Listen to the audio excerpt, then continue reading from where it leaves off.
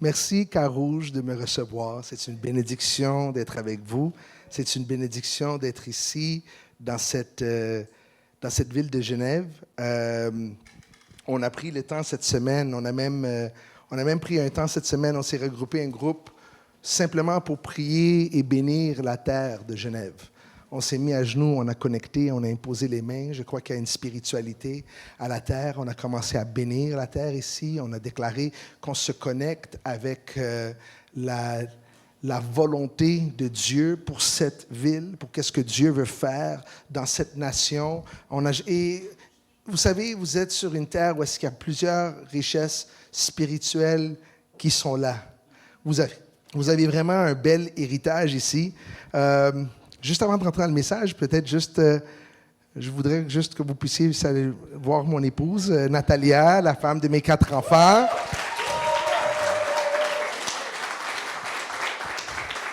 Je lui dis toujours, est-ce que tu vas partager quelque chose? Tu veux-tu dire quelque chose? Elle dit, non, s'il te plaît, juste présente-moi. Alors, s'il vous plaît, à la fin, allez la bombarder comme ça. Vous savez, la mission, une des grandes missions de l'Église, c'est de voir que le peuple de Dieu est enceinte avec plusieurs différents projets, plusieurs différentes missions, plusieurs différents ministères. On porte beaucoup à l'intérieur de nous. Et s'il y a quelque chose qu'on devrait faire dans l'Assemblée, c'est assister le peuple de Dieu à accoucher de les choses qu'ils ont à l'intérieur de eux. On pourrait dire que ça serait une des manières qu'on pourrait dire qu'on est en train de réussir comme assemblée dans le summum, c'est quand on voit que le peuple de Dieu qui est là, les choses qu'ils ont à l'intérieur de eux, ils viennent en effervescence au point maintenant qu'ils le donnent naissance. Et ils voient leur projet, ils voient leur ministère, ils voient leur grâce, ils voient les choses que Dieu a déposées à l'intérieur de eux ressortir. Et c'est intéressant parce que Dieu fait ça au travers de l'Église parce que l'Église, c'est la Ève de Dieu. C'est nous qui portons les rêves et les missions de Dieu.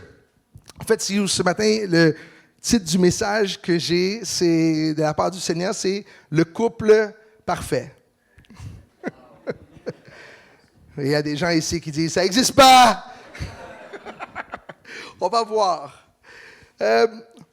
Est-ce qu'on s'est déjà posé la question, est-ce qu'on est dans un monde d'hommes ou est-ce qu'on est dans un monde de femmes? Il y a des femmes qui vont dire, non, ça c'est un monde d'hommes. Puis il y a des hommes qui disent, non, c'est en train de devenir un monde de femmes. Puis il y en a qui sont confus parce qu'ils disent, ben là, il y a des hommes qui sont des femmes qui sont des hommes. C'est un désastre que c'est en train de se passer. Mais on va regarder ce que la parole de Dieu nous dit dans Genèse 1, versets 26 à 28. Genèse 1, 26 à 28, Dieu parle ici, puis il dit, faisons l'homme à notre image, selon notre ressemblance, et qu'il domine sur les poissons de la mer, sur les oiseaux du ciel, sur le bétail, sur toute la terre et sur tous les reptiles qui rampent sous la terre. Dieu créa l'homme à son image. Il le créa à l'image de Dieu. Il créa l'homme et la femme. Dieu les bénit. Et Dieu leur dit, soyez féconds, multipliez, remplissez la terre et assujettissez-la et dominez sur les poissons de la mer, sur les oiseaux du ciel et sur tous les animaux qui se meuvent sur la terre. J'aimerais porter votre attention sur le fait que Dieu a dit, oui, faisons l'homme à notre image, mais remarquez que quand la Bible dit il le créa à l'image de Dieu, la Bible va dire après, il créa l'homme et la femme. Puis après, la Bible dit, Dieu les bénit. La Bible ne dit pas Dieu le bénit, Dieu les bénit. Il bénit l'homme et la femme.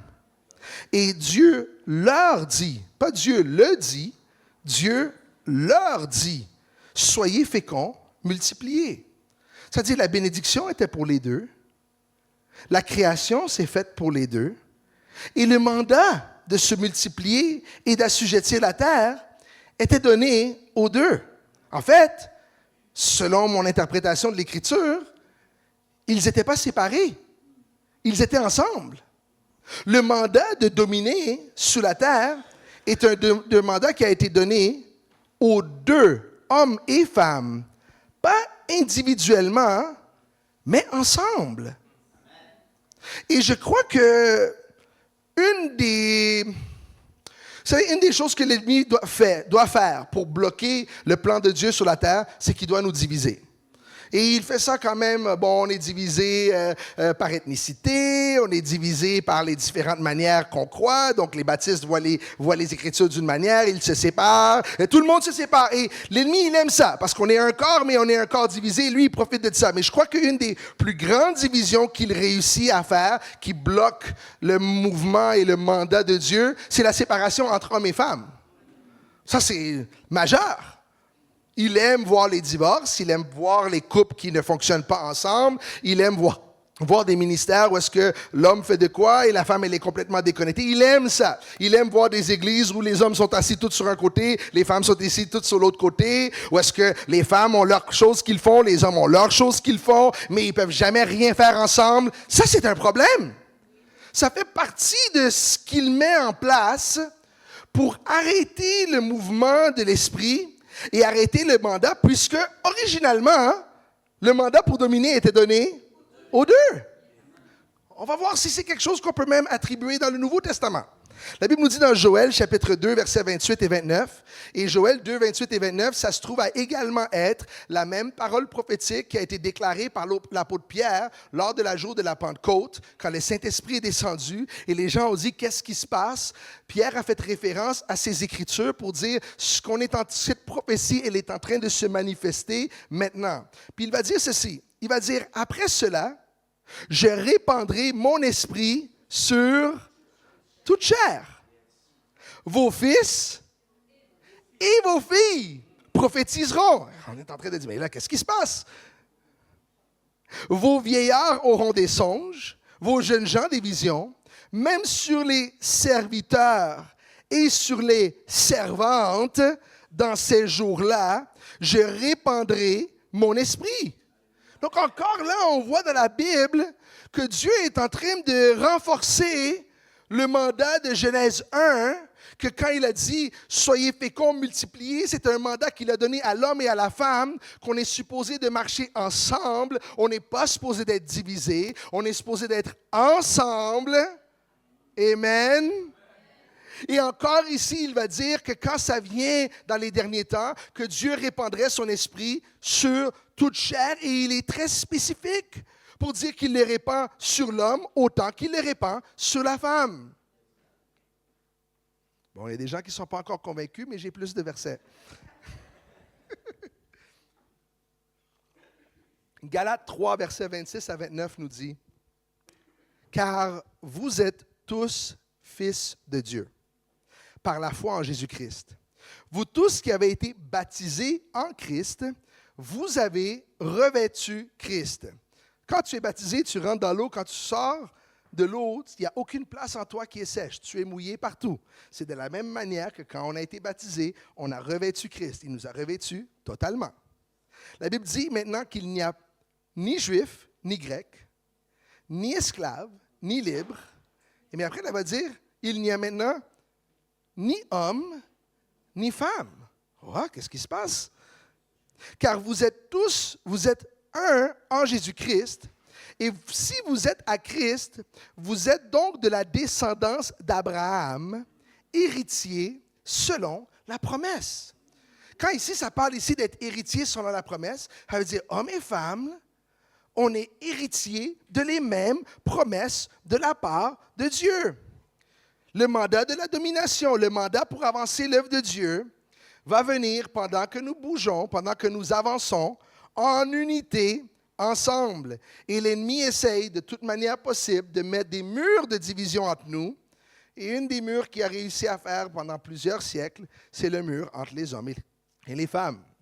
En fait, jusqu'à aujourd'hui, c'est dans les nouvelles, c'est quelque chose que ça revient de plus en plus, cette histoire-là de séparation. Bon. Malgré que nous sommes égaux, on doit quand même reconnaître que nous avons des différences. Et souvent, les conflits qui se passent entre hommes et femmes, c'est le résultat de notre incompréhension, de les différences que Dieu nous a données.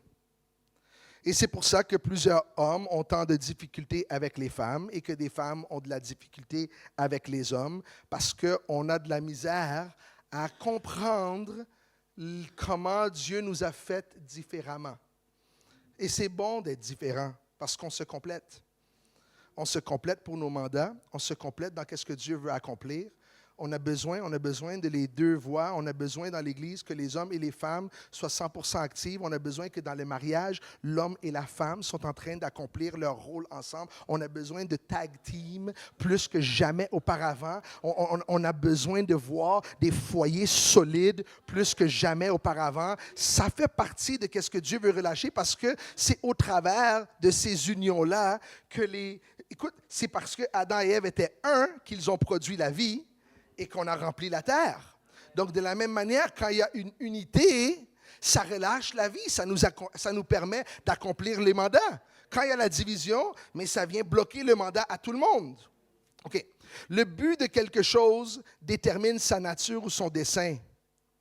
Donc, la nature de l'homme et la femme doivent être comprises à la lumière de son but et ses besoins doivent être compris aux besoins de sa nature. Donc, quelqu'un pourrait dire ici, bon, si on pourrait parler, si on parle de la femme, il y a des gens qui diraient, bon, la place de la femme, elle est où? Je me rappelle une fois, on était en train d'écouter, c'était tellement drôle, on m'a passé, mes enfants m'avaient fait voir une vidéo sur YouTube, puis c'était une vidéo, puis il y avait un pasteur qui était en train de prêcher, puis je pense que cette vidéo-là est devenue virale, mais le pasteur était en train de dire, il dit, la place de la femme, c'est dans la cuisine. Oh, c'était terrible. Je ne sais pas, ce pasteur-là, il est en train de se faire persécuter tout partout sur la planète. Et j'étais en train de rire et j'ai dit, bon, est-ce que vraiment la place de la femme, c'est dans la cuisine? Ou est-ce que la place de la femme, c'est dans le travail? Est-ce que la place de la femme, c'est ici? Et la place de l'homme, elle est supposée d'être où? La réalité, c'est que notre place doit être selon l'appel que Dieu nous a donné. C'est tout. Et de dire à quelqu'un, ta place, elle est là, c'est une erreur. On ne peut pas emboîter une personne. Parce que quelqu'un pourrait dire, OK, mais ta place, elle est à la maison et cette personne-là peut sentir, non, ma place, c'est là que Dieu m'appelle.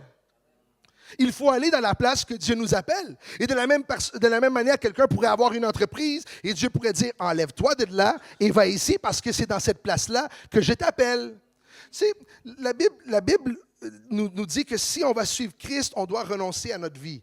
Donc, on ne devrait pas avoir un dialogue quand on parle de dire à des gens, moi, je veux aller vivre ici. Ah, moi, j'ai plus le goût de faire ça. Ah, moi, je veux aller vivre là-bas. Ah, moi, j'ai plus le goût d'être ici. C'est trop le moi. Ce qu'on devrait dire, c'est, Seigneur, où que tu me veux? Et Seigneur, tu m'as planté ici, mais même si je souffre ici, si c'est ici que tu m'as planté, j'accepte où tu m'as planté, je vais bénir la place où tu m'as planté, je vais prospérer dans cette place-là. C'est toi qui m'as placé ici, et puisque toi tu m'as placé ici, alors je vais me donner tout entier à la place que tu m'as mis dedans. Et c'est seulement quand on accepte la place que Dieu nous met dedans et qu'on aime la place que Dieu nous a mis dedans, c'est là qu'on commence à prospérer et on commence à avoir une percée dans cette place-là. Lorsque Dieu a créé l'homme, l'homme était seul. L'homme était aimé par Dieu, mais Dieu voulait pour lui un compagnon, une amie. Alors, quand Dieu a fait la femme, elle était immédiatement aimée par l'homme. C'est vrai, c'est comme ça que c'est arrivé. Quand Dieu a créé Ève, et Ève est la venue, il n'y a pas eu de présentation où est-ce que Dieu a dit, bon, Adam, qu'est-ce que tu en penses? Qu'est-ce que tu en penses? C'est bon? Est-ce que tu l'aimes? Non! La Bible dit que quand l'homme, il a vu Ève, c'est lui qui a commencé à parler. Et remarque, écoute, Adam, il était quand même solide là comme personne. Il est solide. Adam, Dieu lui a amené tous les animaux sur la planète. Et Adam, chaque fois qu'il les voyait, il dit, toi tu t'appelles ça, toi tu t'appelles ça. Tu sais à quel point il faut être créatif pour donner des noms à tout? sans hésitation. Et tout ce qu'il le nommait, c'est ça que c'est devenu le nom. C'est pour ça qu'on les appelle, ce qu'on les appelle jusqu'à aujourd'hui, à cause de ce que lui les a nommés. C'était quand même un être supérieur, Adam, avant le péché. Wow! Il était incroyable. Et la Bible va dire que quand il voit Ève, il ne va pas dire « Bonjour, mon nom c'est Adam, puis toi, ah! Je t'envoie un texto ce soir. » Non! Il la voit et la déclaration qu'il fait, elle est tellement ointe.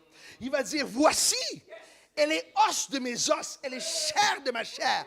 Elle sera appelée. C'est lui qui est en train de la nommer, il l'identifie, il la aime. Il dit, elle sera appelée femme, elle a été prise de moi. Et c'est là que Dieu va parler, puis il va dire, pour cette raison, l'homme quittera son père et sa mère, il s'attachera à sa femme, et les deux deviendront une seule chair. Est-ce que vous savez que ça fait partie de l'homme d'aimer? C'est à l'intérieur de nous. Là, je parle à les mâles qui sont ici. Oui, on doit voir que ça fait partie de ce que Dieu nous a donné. L'homme, de nature, il est créé pour aimer. Et est-ce que vous savez que la femme, elle a été créée pour être aimée? Oui?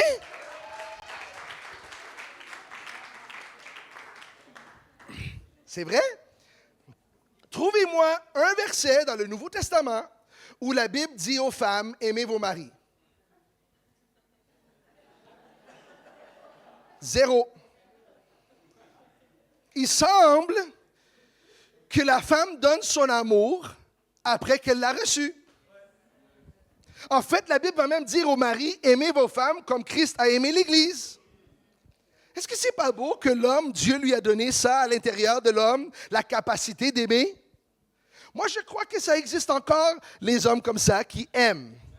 Je crois encore que si jamais il y aurait une guerre ou il y aurait une situation, que les hommes seraient très partants pour aller sur le front et dire, on va vous défendre, on est prêt à mourir pour vous, on est prêt... Ça existe encore. Je sais que le monde veut changer ça. C'est probablement l'attaque présentement que le diable est en train d'exercer sur la terre le plus. Il veut démasculer l'homme pour le rendre féminin et il veut masculiniser, je ne sais même pas, je pense que je suis en train de créer des mots, excuse-moi pour mon français, mais il est en train de masculiniser les femmes pour qu'elles deviennent comme des hommes. Et c'est démoniaque. C'est démoniaque. Et dans la nature même. Aujourd'hui, quand on parle de féminisme, on n'est pas en train de parler d'égalité, les amis. Le féminisme, c'est la supériorité de la femme sur l'homme, qui amène la femme à vouloir être plus qu'un homme. Et malheureusement, un homme ne cherche pas un homme, il cherche une femme. C'est pour ça que beaucoup de femmes aujourd'hui, ils ont de la misère à trouver un homme. Parce que quand les hommes, ils les rencontrent, ça va bien. Ouais, ça va, pourquoi tu me le demandes? Mais, tu oublies ça, là, je vais reculer. Je cherche une femme, mais t'es tellement tough. Alors les gens ils vont dire, de qu'est-ce qu'il prêche ce matin? C'est beau, on va toucher un peu sur les cultures sociales, mais il y a des révélations dans la parole qui viennent. Mais ça, c'est des réalités. Et on doit reconnaître qu'il y a un agenda du diable pour amener les hommes à juste devenir des... Oui. Comprends? Tu le vois jamais? Des fois, quand un couple va au restaurant, l'homme, il est assis, et c'est la femme qui va aller voir pour dire, oui, place pour 2, Chartrand. Et là, le serveur dit, oui, OK, ah oui, là, c'est le temps, c'est le moment. Et là, le gars, il se lève. Ah, OK. À l'époque, c'était l'homme qui allait pour voir, il avait quand même un leadership. Il disait, chérie, je m'en occupe. C'est bon. Et ça, c'est pas normal, les amis. Faut voir, il y a quelque chose qui se passe pour changer nos rôles et c'est au détriment des couples, c'est au détriment de l'amour, c'est au détriment des couples que Dieu veut créer. Et le plus qu'on permet à cet agenda de se créer, le plus que les couples qu'on va marier dans l'Église vont souffrir dans leur mariage parce qu'il y a un désordre. Il y a un désordre dans ce que Dieu les a créés pour être et expérimenter l'un envers l'autre. C'est facile pour Dieu d'unir deux personnes ensemble, mais c'est notre devoir de garder qu'est-ce que Dieu nous donne. Dieu peut te donner une voiture, mais si tu ne fais jamais le changement d'huile, la voiture que Dieu t'a donnée, elle va exploser. Après 25-30 000 kilomètres, la voiture va te dire, tu sais, si tu ne m'aides pas, je vais mourir. C'est la même chose. Dieu nous donne des beaux mariages, il nous donne des enfants, et après on dit, mais je ne comprends pas, après 15 ans, il n'y a plus rien. Non, c'est pas qu'il n'y a plus rien, c'est que tu as perdu tout. C'est différent. Parce qu'il y avait quelque chose. Tu l'as perdu. La méthode de création que Dieu a faite, c'est que la Bible dit, l'Éternel Dieu fit tomber un profond sommeil sur l'homme, qu'il endormit, il prit une de ses côtes, renferma la chair à sa place. L'Éternel Dieu forma une femme de la côte qu'il avait prise de l'homme, et il l'amena vers l'homme.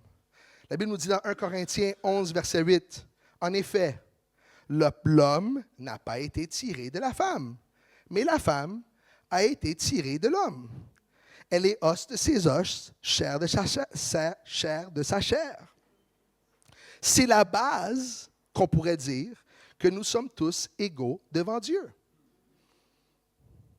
Parce que la femme vint de l'homme, l'homme est essentiellement celui qui donne et la femme est celui qui reçoit. On pourrait dire que la femme, c'est un homme avec un utérus. Elle est porteuse de la vie de l'homme.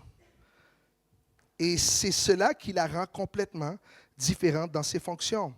Mais il faut comprendre qu'il y a une origine à le problème entre les hommes et la femme. Il y a une origine à cela. Et l'origine, c'est dans la chute, exactement. Alors, pour vous expliquer c'est quoi qui a changé, la Bible nous dit dans Genèse 1, 28, ils avaient tous les deux le mandat de dominer. Mais suite à la chute, ça veut dire quand le péché est entré dans le monde, Dieu a déclaré ceci dans Genèse chapitre 3, verset 16. Parmi les déclarations que Dieu a dit, une des déclarations qu'il a dit, il a dit à l'homme, il dit, maudit sera la terre à cause de toi. Right? Et Dieu est en train de dire, et maintenant c'est à la sueur de ton front que tu vas récolter maintenant la semence. Et à la femme, il va dire, tes désirs se porteront vers ton mari, mais il dominera sur toi. Ça, c'est Dieu qui l'a dit. Est-ce qu'on s'entend que cette déclaration-là, de la part de Dieu, ce n'est pas l'intention originale de Dieu dans la relation homme et femme? Est-ce qu'on pourrait dire que si l'homme n'avait pas péché, Dieu n'aurait pas dit ça à la femme? Est-ce qu'on est d'accord? Ben oui, on est d'accord. Genèse 3,16, c'est arrivé à cause du péché. Et c'est là qu'on voit que une femme qui cherche toujours l'amour d'un homme ou un conjoint sent qu'il doit dominer sur sa femme, c'est pas le design original de Dieu, mais plutôt une conséquence de la chute de l'homme. Je vais vous dire une autre chose qui est la conséquence du péché. La mort. N'est-ce pas? Non. Moi, je me pose des questions par rapport à notre foi face à la rédemption de qu'est-ce que Jésus-Christ a accompli à la croix. Est-ce qu'on croit que Dieu nous a seulement restauré de l'esprit de mort? Ça veut dire que la croix, et qu'est-ce que Jésus a accompli à la croix? Ça nous sauve de notre péché, ça a brisé l'emprise de la mort sur nous, ça met l'esprit de vie. Maintenant, quand on meurt, on sait qu'on est simplement en train de dormir parce qu'on va être ressuscité de nouveau. Mais, est-ce qu'on est en train de dire que cette mort à la croix, ce n'était pas assez pour enlever la malédiction que Dieu a prononcée sur le sol? En d'autres termes, on croit que si on reçoit Jésus-Christ comme Seigneur et Sauveur, on est sauvé de notre péché, mais on va continuer à vivre par la sueur de notre front pour le reste de notre vie.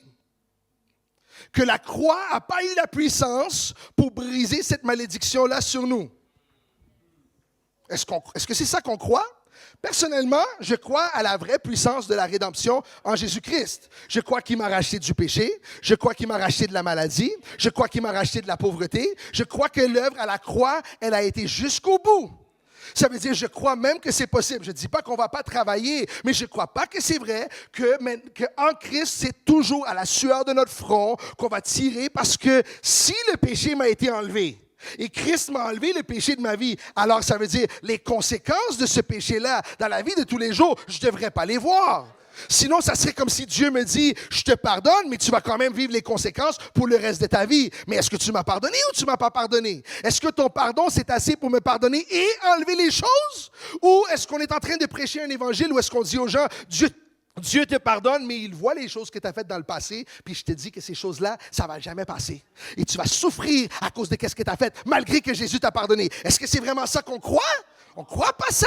On croit que cette sang-là, il nous nettoie. En fait, la Bible va nous dire que le pardon dans la Bible, c'est le mot aphésis, et c'est un mot grec qui veut dire « il te pardonne comme si tu ne l'avais jamais fait ».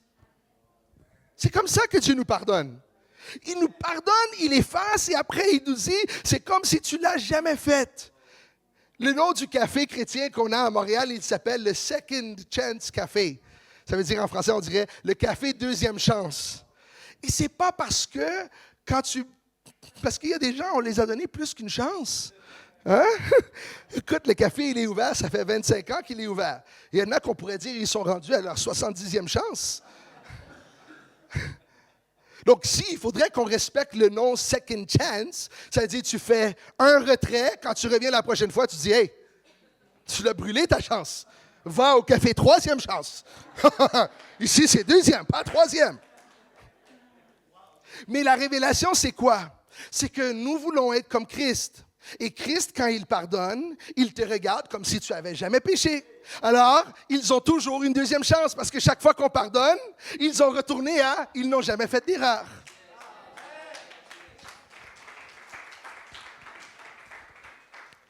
Il y a des couples qui souffrent parce qu'ils ne savent pas comment se donner le pardon de Dieu. Ils connaissent seulement le pardon humain.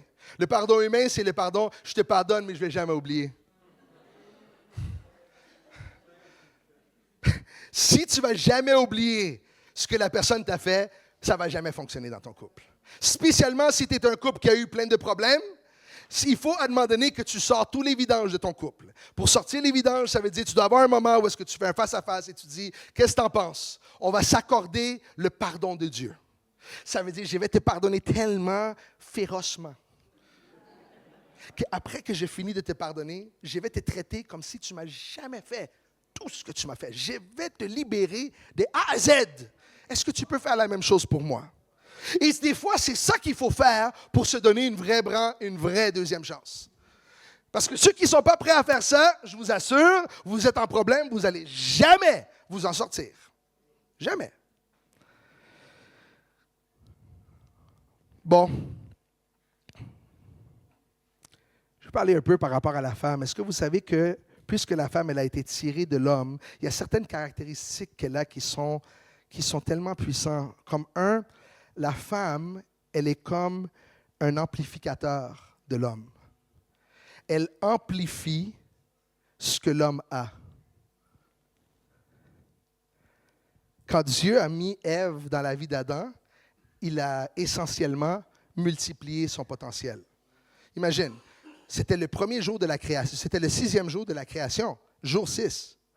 Et quand Dieu a créé Ève, Dieu va dire, pour cette raison, un homme quittera son père et sa mère. Le mot père et mère, c'est même pas Adam qui l'a créé. C'est Dieu qui a créé le mot père et mère. Et Dieu a créé le mot père et mère après qu'il a créé Ève. C'est-à-dire, quand Adam était tout seul, il ne pouvait pas se multiplier sur la terre. Donc, automatiquement, que Ève est rentrée dans sa vie, elle a multiplié son potentiel. Si tu regardes bien le texte, la Bible dit que Dieu a créé Adam, mais que la Bible dit que Dieu les bénit et Dieu leur dit. Ça veut dire qu'après que Dieu a créé Adam, Dieu n'avait pas encore béni Adam. Il a créé Adam et Adam était là sans bénédiction. Il se promenait. Et Dieu lui montre tous les animaux de la terre et il commence à donner les noms à tout. Et jusqu'à maintenant, Dieu n'a pas encore révélé son plan. Dieu ne l'a pas encore béni.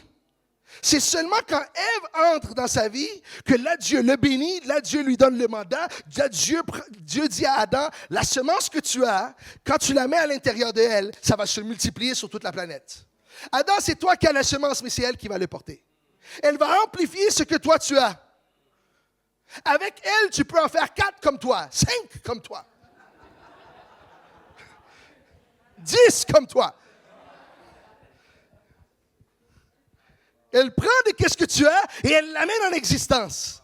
Elle amplifie. Ah, normalement, quand tu vois des couples, tu devrais dire, ah Seigneur, il y a une explosion de potentiel quand les deux viennent ensemble. Est-ce que vous savez que la femme est également un réflecteur? She will reflect. Elle va refléter l'amour qu'elle reçoit de son mari.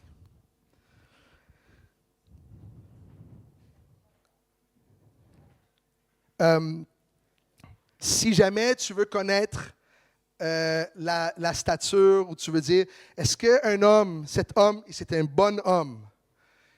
Regarde pas l'homme, regarde la femme. Si tu vois l'homme, il est bon, et tu vois la femme, elle est scrappée. Le mot scraper, excuse-moi, ça c'est un terme du Québec. Scraper, c'est lorsqu'on a des déchets et on les amène à la place où est-ce qu'ils vont les débarrasser de manière permanente. On appelle ça la scrap. C'est ça le mot. Si tu vois un homme, il est beau, et tu vois la femme, il y a un problème. Il n'y a pas de reflet. Il n'y a pas de reflet de qu'est-ce qu'il a.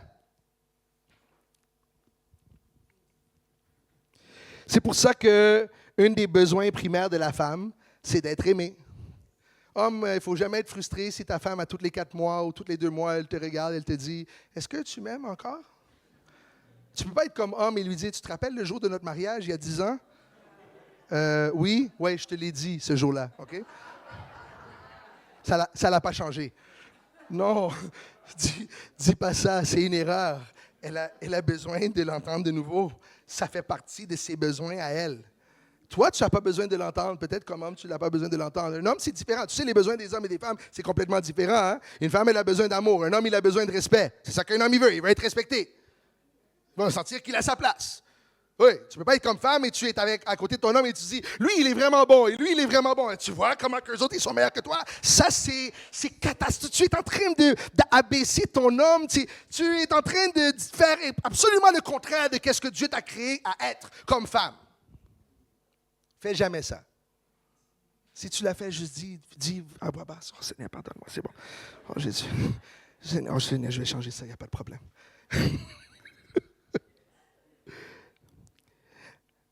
La Bible dit que la femme est la gloire de l'homme. Ça, c'est très fort. La Bible dit dans 1 Corinthiens 11, verset 7, « L'homme ne doit pas couvrir sa tête puisqu'il est à l'image et la gloire de Dieu, tandis que la femme est la gloire de l'homme. » La gloire, c'est quelque chose qui est la meilleure expression de soi-même. On pourrait dire qu'une fleur qui est en pleine floraison, c'est une fleur dans sa gloire. Le soleil, lors de son midi, c'est le moment de sa gloire. De la même manière, l'homme reflète l'image et la gloire de Dieu et la femme reflète la gloire de l'homme. Si vous voulez vraiment savoir à quoi ressemble un homme, ne regardez pas l'homme, regardez la femme qui le reflète. Je dois être franc avec vous, je parlais d'un couple parfait aujourd'hui et malgré que je vous ai parlé par rapport à les hommes, les femmes et nous, etc., mais le vrai but du message, ce n'est pas de parler de nous. Le vrai but du message, c'est de parler du vrai couple parfait. Le vrai couple parfait, ça se trouve à être Jésus-Christ et son épouse, c'est l'Église. La raison pourquoi Christ ne s'est jamais marié sur la terre, c'est la même raison que Adam. On a amené tous les animaux de la terre devant Adam et quand Dieu les a regardés, il a dit, il n'y a aucune qui lui ressemble. De la même manière, quand Christ était sur la terre, dans tous les gens qu'il a rencontrés, on n'a trouvé aucune aide semblable à lui. Alors, il ne pouvait pas se marier. Et de la même manière que Dieu a pris de Adam une côte pour en faire une femme, Christ, à la croix, on lui a ouvert le côté. Et c'est là, quand on lui a ouvert le côté, que Christ a donné naissance à l'Église. Nous sommes le couple parfait. On n'est pas parfait avec Christ à cause de nous. Quand nous, on se regarde, on voit nos imperfections. Mais Christ lui-même, quand il nous regarde, il dit, « Tu es os de mes os, chair de ma chair. Je me vois en toi. » On n'est pas parfait à cause de notre œuvre. On est parfait à cause de son œuvre. On n'est pas en sécurité à cause de ce que nous, on a fait. On est en sécurité à cause de ce qu'il a fait en nous. On n'est pas beau à cause qu'on fait des bonnes œuvres. On est beau à cause de sa belle œuvre en nous. On n'est pas parfait parce qu'on vient à l'Église. On est parfait parce qu'on est parfait en lui. On est os de ses os. On est chair de sa chair. Il nous a prononcés à lui. Il nous a prononcés pour lui. C'est lui qui nous donne la vie. On est sortis de lui. Et de la même manière, Christ a dit, « Moi, il est mieux pour moi que je m'en aille au Père. » Pourquoi? Parce qu'en allant au Père, il a créé Ève. Nous sommes Ève. Nous sommes la mère de tout ce qui est vivant. En d'autres termes, Dieu, le Père, Dieu qui a la semence, dans l'intimité qu'il a avec nous, Dieu dépose en nous ses rêves. Des fois, nous, on parle de nos rêves. Ce n'est pas ton rêve, c'est son rêve que tu portes. Bon, tu peux dire que c'est à toi aussi parce que tu es os de ses os et chair de sa chair, mais sache que ça ne provient pas de toi, ça provient de lui. Et nous, comme la Ève de Dieu, on est appelés à donner naissance dans cette planète, à donner naissance à toutes les choses que Dieu, dans son intimité avec nous, nous a donné la grâce de donner naissance. On est la Ève, on est créé pour donner la vie. On est créé pour donner la paix.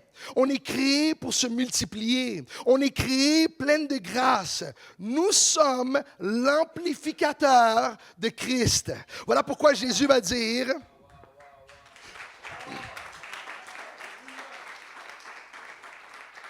Voilà pourquoi Jésus va dire, les œuvres que j'ai faites, vous allez en faire de plus grandes. Il n'a pas dit qu'on va faire les mêmes œuvres.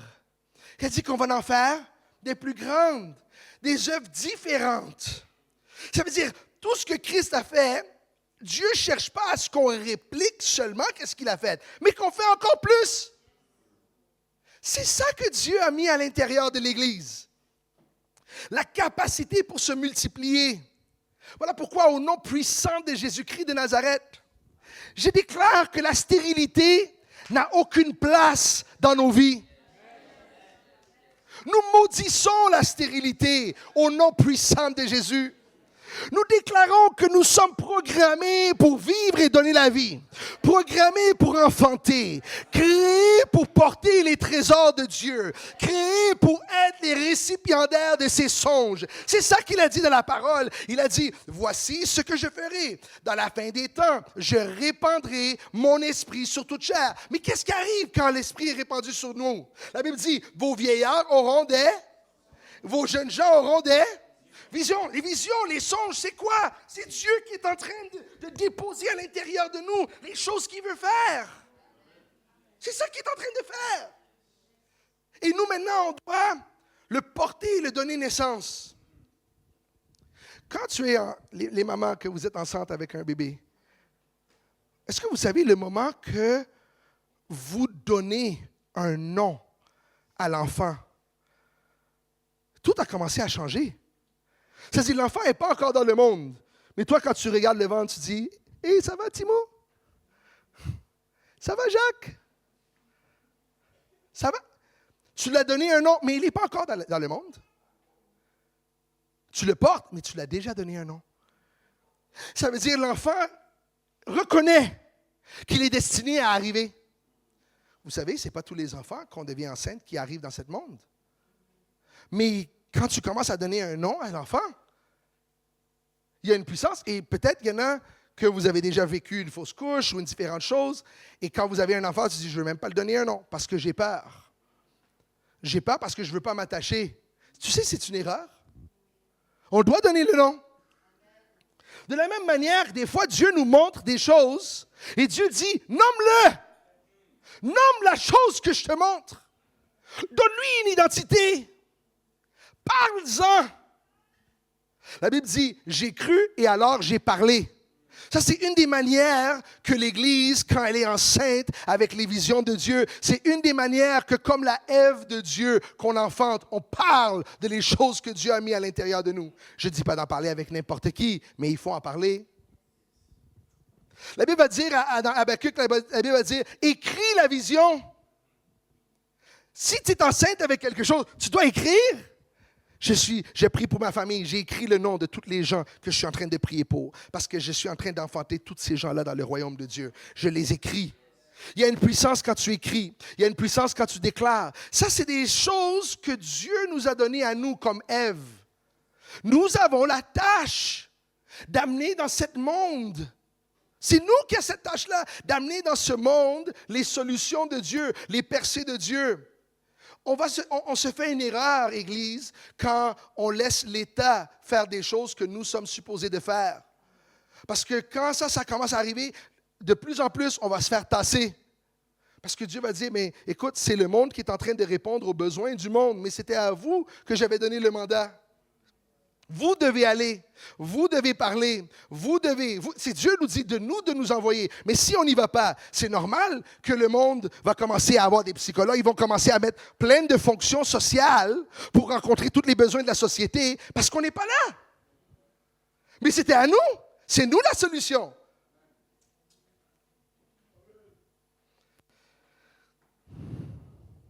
De la même manière, nous sommes la Ève. Et puisque nous sommes la Ève, nous n'avons pas été créés pour aimer Dieu.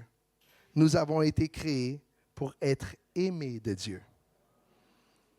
Et la vraie onction du Saint-Esprit, elle se manifeste dans notre vie quand on reçoit l'amour du Père. Lorsqu'on devient l'objet de son amour, nous sommes transformés. Et nous sommes transformés dans l'image de son Fils Jésus-Christ.